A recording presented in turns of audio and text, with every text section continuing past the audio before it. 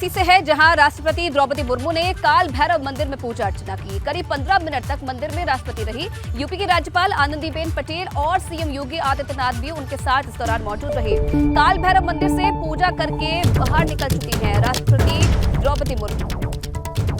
वाराणसी में राष्ट्रपति द्रौपदी मुर्मू करीब 15 मिनट तक मौजूद रही। मंदिर में मौजूद रही, यहां पूजा अर्चना की। इस दौरान आनंदीबेन पटेल और सीएम योगी आदित्यनाथ भी उनके साथ मौजूद रहे।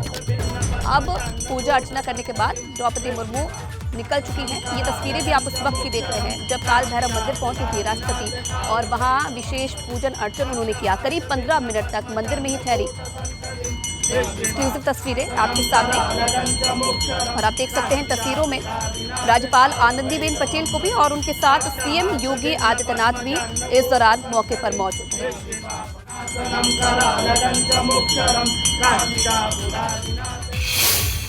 रामचरितमानस के विवाद के बीच बयान से स्वामी प्रसाद मौर्य पलट गए हैं। स्वामी प्रसाद मौर्य ने भगवान राम के चरित्र का बखान किया है। तुलसीदास ने भगवान राम का सही चित्रण नहीं किया। स्वामी प्रसाद मौर्य का यह कहना है, रामचरितमानस में राम के चरित्र के विपरीत लिखा गया है। भगवान राम सबको सम्मान देते थे और रामचरितमानस में तुलसीदास अपमान की बात कर रहे हैं। तो देखिए, अब स्वामी प्रसाद मौर्य अपने ही बयानों से पलटते हुए अब नजर आ रहे हैं। उनका कहना है कि तुलसीदास ने भगवान राम का सही से चित्रण नहीं किया है और रामचरितमानस में राम के चरित्र के विपरीत लिखा गया है। भगवान राम सबको सम्मान देते थे। वाराणसी भी गए, वहाँ भी कुछ लोगों ने आपस स्याही फेंकने की भी कोशिश की थी। पहली बात तो जो लोग आज इस देश की महिलाओं, आदिवासियों, दलितों, पिछड़ों को अपमानित करना अपना धर्म समझते हैं, वो बौखलाए हुए हैं। इस परंपरा को आगे भी ले जाना चाहते हैं। मैं तो केवल इतना ही कहा, आप रामचरितमानस कौन पढ़ने से आपको रोक रहा है? आप पढ़िए। और रामचरितमानस की कुछ चौपाइयां हैं जो इस देश की महिलाओं को नीच से नीच प्रताड़ित करने की बात करती हैं। तमाम जातियों को जाति सूचक नाम से संबोधित करते हुए उनको नीच और अधम कहते हैं। पूरे शूद्र समाज को, जिसमें आज पूरा दलित, आदिवासी, पिछड़ा सब आते हैं, इनको अपमानित करने की बात करते हैं। तो हमने इन टिप्पणियों को बाहर किया है, करने की मांग की है। और भारतीय संविधान अनुच्छेद 15 भी यही कहता है कि वर्ण, जाति, धर्म, लिंग और जन्मस्थान के आधार पर किसी के साथ कोई भेदभाव नहीं किया जा सकता। आज भाजपा सरकार जब से आई है, वोट लेने के लिए आदिवासियों, दलितों, पिछड़ों को तो हिंदू कहती है। सत्ता में आने के बाद इनके आरक्षण का खात्मा कर देती है, इनका हक मार जाती है, इनकी आरक्षित जगहों पर अपने चहेतों को बैठा देती है। तो स्वाभाविक रूप से आज अगर इनकी नीयत साफ होती तो अनुसूचित जनजात, अनुसूचित जात और पिछड़ों के आरक्षण पर डकैती नहीं पड़ती। ये थे हमारे साथ में सपा में स्वामी प्रसाद मौर्य। कैमरा सहयोगी जितेंद्र के साथ शैलेश अरोरा, एबीपी गंगा। वहीं स्वामी प्रसाद मौर्य पर सपा सांसद एसटी हसन ने बड़ा बयान दिया है। उनका कहना है कि प्रदेश में हर कोई राजनीति के तहत बयान दे रहा है और उसी के तहत स्वामी प्रसाद मौर्य भी बयान दे रहे हैं। कौन सा धर्म पहले आया, इसका कोई प्रणाम नहीं है। धर्म पर किसी को भी राजनीति नहीं करनी चाहिए।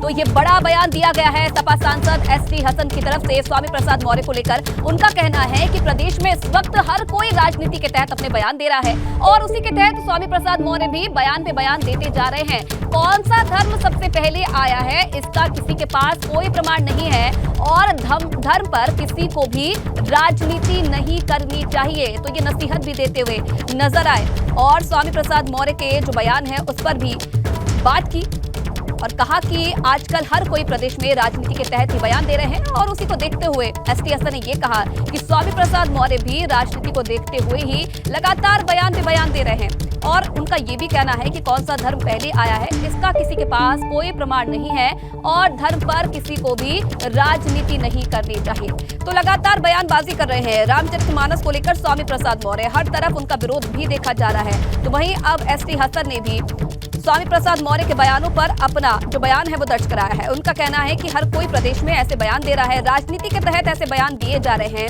लेकिन धर्म पर किसी को भी ऐसी बयानबाजी नहीं करनी चाहिए। राजनीति के लिए धर्म से छेड़छाड़ नहीं करनी चाहिए, ऐसी बयानबाजी नहीं करनी चाहिए जिससे आगे नुकसान हो सकता है। तो स्वामी प्रसाद मौर्य पर ये बड़ा बयान दिया है सपा सांसद एसटी हसन ने। तो देखिए, सपा के अंदर भी कहीं ना कहीं अब स्वामी प्रसाद मौर्य के जो बयान है उसे लेकर विरोध शुरू हो गया है। पहले भी कई जो नेता है वो विरोध जता चुके हैं स्वामी प्रसाद मौर्य के इन बयानों को लेकर। स्वामी प्रसाद मौर्य लगातार अपने बयानों को लेकर के विवाद में है। उन्होंने कहा कि सबसे पुराना धर्म बौद्ध धर्म है, उसके बाद ईसाई आए, फिर इस्लाम आया, तब उसके बाद सारे धर्म आए। इस वक्त हमारे साथ बातचीत के लिए मौजूद है समाजवादी पार्टी के सांसद एसटी हसन साहब। सर, अगर बात करें तो लगातार एक के बाद एक विवादित बयान उनकी तरफ से निकल के आ रहा है, विरोध काफी ज्यादा हो रहा है। देखिए, इंसानों को अब इस बहस में नहीं पड़ना चाहिए कि कौन सा धर्म पुराना है कौन सा नया है। हर आदमी को मालूम है कि आदम अलैहिस्सलाम, एडम्स एंड ईव, ये अल्लाह के ईश्वर के पहला क्रिएचर थे जो दुनिया के अंदर उतारे गए थे। इस्लाम के मानने वाले ये मानते हैं, हम सब लोग ये मानते हैं कि वो जन्नत से उनको निकाला गया था और यहाँ उतारा गया। आदम अलैहिस्सलाम को श्रीलंका में और हव्वा माँ को हिंदुस्तान में उतारा गया था और वो यहाँ पे आकर उन दोनों की मुलाकातें हुई। बहरहाल बहुत पुराना वक्त था, ना कोई साइंस टेक्नोलॉजी का दौर था, ना किसी को कुछ मालूम। जो हमारे धर्म ग्रंथों में लिखा हुआ है उसके हिसाब से हम इसे मानते हैं और इस पर यकीन करते हैं। तो उस वक्त कोई धर्म नहीं था, एक अल्लाह था, उसकी इबादत थी और बाकी तो इंसान ने दुनिया में आने के बाद अपने आप को धर्मों में बांटा और मुख्तलिफ जातों में बांटा। सबसे पुराना धर्म जो अल्लाह को मानने वाले लोग थे, ईश्वर को मानने वाले लोग थे, वो और जो भी थे वो, और आज भी सब एक पावर को मानते हैं, एक ईश्वर को, एक अल्लाह को, एक वाहिगुरु को या गॉड को। नाम अलग है, शक्ति एक ही है। गाजियाबाद में ऑटो लिफ्टर गैंग के 2 बदमाश गिरफ्तार हुए हैं। गिरफ्तार आरोपी सवारियों को बैठाकर लूटपाट करते थे। विजयनगर थाना पुलिस ने दोनों बदमाशों को दबोचा है। विजयनगर से नोएडा सेक्टर 62 तक ऑटो चलाते थे। बीते 30 जनवरी को लूट की वारदात को इन दोनों ने अंजाम दिया था। गिरफ्तार आरोपियों के नाम जिशान और मोहन बताए जा रहे हैं। ये बड़ी सफलता पुलिस को मिली है। गाजियाबाद से ऑटो लिफ्टर गैंग के ये 2 बदमाश गिरफ्तार हुए हैं। जो गिरफ्तार आरोपी है सवारियों को बैठाकर उनसे लूटपाट करते थे।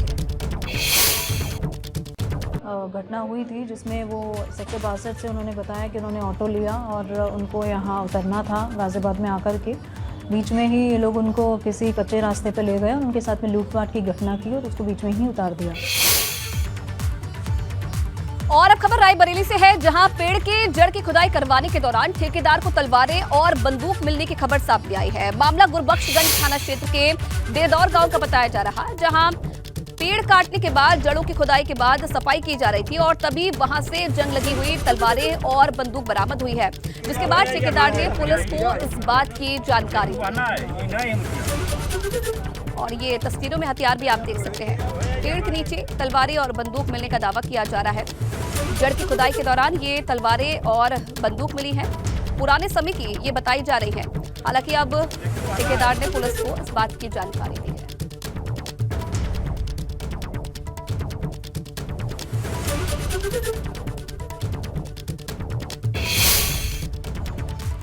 अब बड़ी खबर जालौन से है, जहां जालौन में तेज रफ्तार का कहर देखने को मिला है। तेज रफ्तार कार अनियंत्रित होकर पेड़ से टकरा गई। कार सवार 22 साल के युवक की मौके पर ही मौत हो गई। कोंच से सेवड़ा ये कार सवार युवक जा रहा था। कोंच कोतवाली क्षेत्र के तुमरा गांव की घटना बताई जा रही है।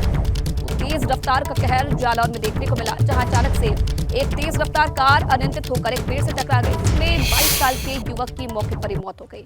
कोंच से सेवड़ा की तरफ ये कार सवार युवक जा रहा था और तभी अचानक से कार अनियंत्रित हो गई तो पेड़ से जा टकराई, जिसमें इस युवक की मौत हो गई है। ये तस्वीरें भी आप देखिए किस तरीके से कार के परखच्चे उड़ गए इस हादसे के बाद। तो नाव से बड़ी खबर आपको बता दें, जहां आग लगने से 8 घर जल गए। संदिग्ध परिस्थितियों में ये भीषण आग लगी और आग लगने से लाखों के नुकसान की आशंका जताई जा रही है। आग में नकदी, ज्वेलरी और बाइक समेत कई सामान जलकर राख हो गया। हालांकि फायर ब्रिगेड के सहारे आग पर काबू पा लिया गया है, लेकिन मौके की तस्वीरें देखिए किस तरीके से भीषण आग लगी है। अज्ञात कारणों की वजह से आग लगना बताया जा रहा है और 8 घर बताए जा रहे हैं जो कि इस आग में जल गए। कई जो कीमती सामान है वो भी जलकर राख हो गया है।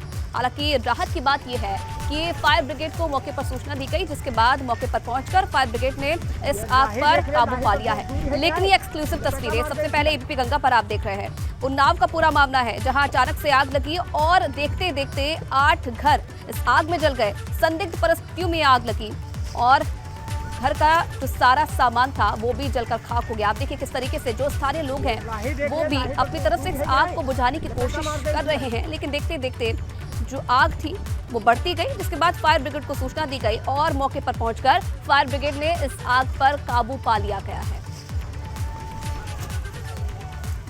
हालांकि कोई जनहानि की खबर अब तक नहीं मिली है, लेकिन राहत की बात यह है कि आग पर काबू पा लिया गया है। अपने स्तर पर जो लोग हैं आसपास के वो भी इस आग को बुझाते हुए नजर आए, लेकिन देखिए देखते देखते जो आग की लपटें थी वो फैलती चली गई।